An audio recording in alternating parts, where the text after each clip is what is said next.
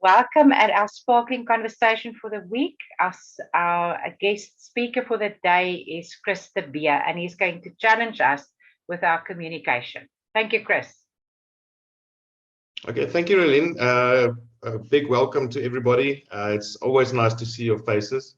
And so today we're talking about communication, and I'm just wondering, what do you think is the biggest struggle we have with regards to communication at this stage for most people?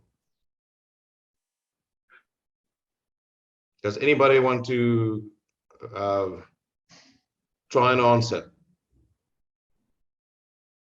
Yes, we both think listening. Listening. So listening is a lot of people struggle to listen, right? Okay, that is a big one. I would propose that probably, and this goes with listening as well, but probably one of the biggest challenges in communication, if it's with regards to our spouses or even in our teams or organizations, is what I would call noise.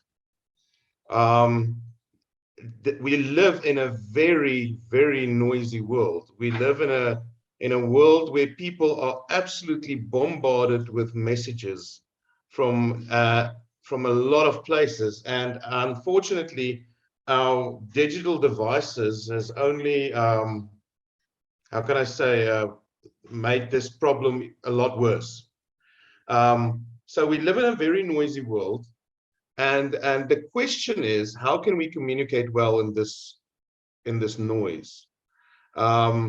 Because the reality is, if there's a lot of noise, even if you communicate directly something, a lot of the times people don't necessarily hear you, or they misinterpret you, or they just make their own conclusions, with regards to what you're saying.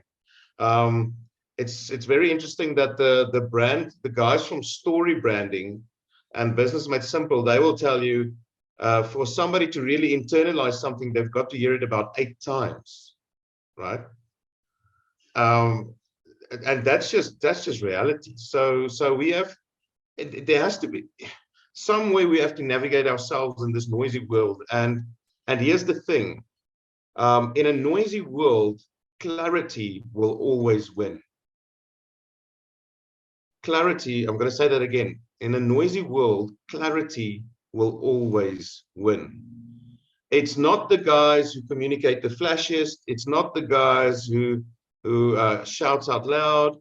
It's the people who actually take the time to be crystal clear in what they want to, the messages that they need, want to get out there. And this is with regards to one-on-one communication. With regards to teams, organizations, it's the same big rule of thumb. You need to be crystal clear. Now, obviously, we have to understand something of how the brain works if we want to communicate clearly to people. The first thing that we need to understand is people's brains are always scanning the environment in order to survive or thrive. That is one of our brain's main functions, is to scan the environment to survive and thrive. It's and we've always been doing it. That's just part of who we are. Because the point is, if you just go into needless information everywhere you are, you won't be able to function. Does that make sense? I mean, if I get up in the morning and I just go through all the information, oh, look, this is my closet. Oh, there's my shoes. Oh, it's shoe tie. Oh, I got 3 socks. If I just process all the information there is, I won't be able to function. This is actually a survival mechanism that our brain has, is to help us survive or thrive. So the first thing you want to ask yourself when communicating to people is this helping them survive? Is this helping them thrive? Especially when you work with corporate communication or marketing in the marketing world.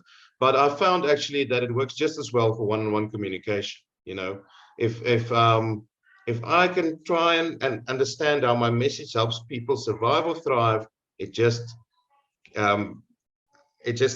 clearer. The second thing your brain is always doing is it's constantly trying to conserve energy. So in a certain way, the brain is a bit lazy. The brain doesn't want to spend excessive amounts of energy. So it's constantly trying to scan the environment, what else we survive, what else we thrive, and it's blocking out all the other stuff. So does it make sense to you why noise is such an issue?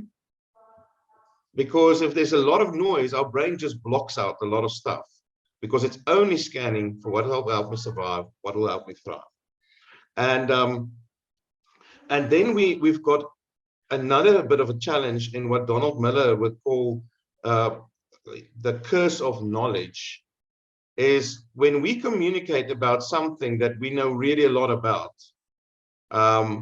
We usually communicate it, let's say, on a level out of 10, 9 or 10 something about, let's say, you dumb it down to about a 6 or 7, but most people actually just understands the message on a 1, 2 level, because they are not the expert on the subject matter or whatever it is. And because of that, they call it the curse of knowledge. The gap between 2 and 6 is called the curse of knowledge. Now, so these are all some of the things that you need to account for clear communication. But let's make it a bit more practical because my time is almost up. What does this mean? It means that if you want to communicate clearly, there's always 4 questions people are asking in the backside of their mind, and that you have to struggle a bit with in order to be clear. The first question is, what do you want to do? It doesn't matter what it is, just what do you want to do? The second question is, why do you want to do it? The third question is, how do you want to do it? And the fourth question is, how does it, what's bevoordeel? How does it, help me, somebody, my English is failing me. How does it Benefit. How does it benefit the other party? Thank you so much. How does it benefit the other party? So you have to ask how, or you have to ask what, how, why, and how. What do you want to do? Why do you want to do it? How do you want to do it? And how does it benefit the other party? Does that make sense? Because so the first 2 questions helps people with clarity with regards to what you want to do. And it actually helps people so that people can understand your motivation and so that they won't resist you. Right? This is especially if you have some ideas of something that you want to do. You want to sell your ideas. The third question gives people clarity with regards to the road you want to take. But here's the thing. You don't want people to just be passive with regards to if you want to do something. You actually want them to join you and even support you.